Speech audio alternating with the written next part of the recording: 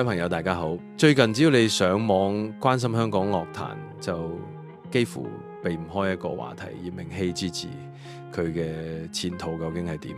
特別係有一種聲音講到好似真嘅一樣，話佢因為離開咗 TVB， 正被一股強大嘅政治力量打壓緊，搞到全香港冇一間唱片公司夠膽簽佢。呢個故事夠晒戲劇性，聽落都令人為佢擔心。但係今日我想請大家同我一齊暫時放低呢啲充滿揣測嘅傳聞，將目光放喺一件啱啱發生有根有據嘅事實上面，因為呢件事將會俾到我哋一個最清晰、最有力嘅答案。咁核心論證一個無法解釋嘅矛盾。我所講嘅事實就係喺2025年嘅中秋節，Gigi喺萬眾矚目嘅國家級非物質文化遺產盛事大坑舞火龍當中所擔任嘅角色。今次佢獲邀擔任嘅角色呢，份量甚至比我哋想象中更重。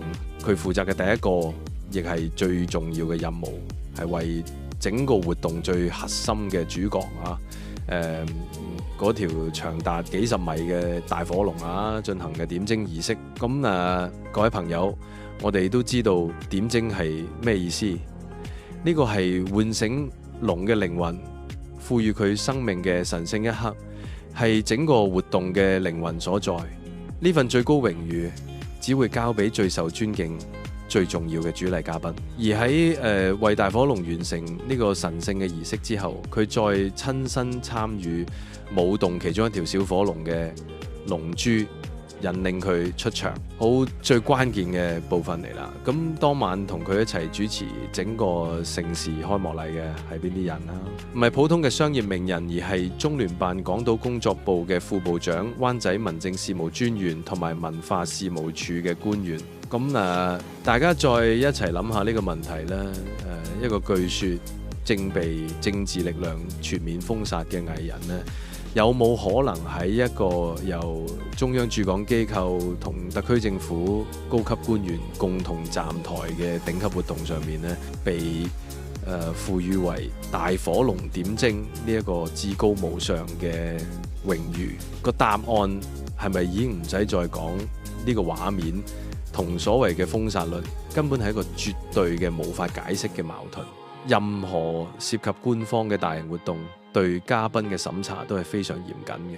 如果Gigi真係一個敏感人物啦，主辦單位點會將成個活動最重要嘅儀式交俾佢呢？呢個事實強而有力咁話俾我哋知，喺香港主流社會同官方眼中，葉明晞不單止唔係被打壓嘅對象，反而係一個形象正面、備受器重、能夠代表香港文化傳承嘅青年榜樣。另一個角度咧，係冇人敢簽，定係唔想隨便簽？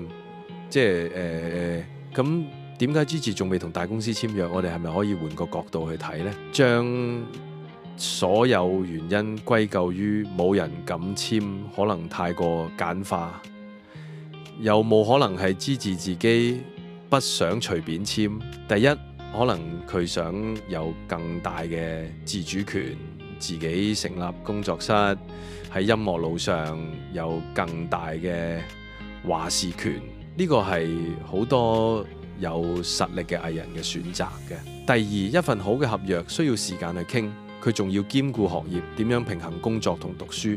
呢啲條款需要慢慢磨合，絕對唔係心急嘅事。第三啦，以佢今時今日嘅人氣同價值，佢絕對有資格有底氣去等待一個最好最適合佢長遠發展嘅合作伙伴，而唔係隨便揾一間公司簽咗就算。結語，所以各位朋友，網絡上嘅故事好精彩，但係現實中嘅證據更加有力。當我哋見到葉明晞喺2025年大坑火龍嘅璀璨燈火之下，親手為大火龍點睛嘅時候，我哋就應該明白，所謂嘅政治封殺論只係一個經唔起事實考驗嘅迷思。佢嘅未來並唔係由傳聞定義，而係由佢自己嘅才華、努力同埋選擇去決定。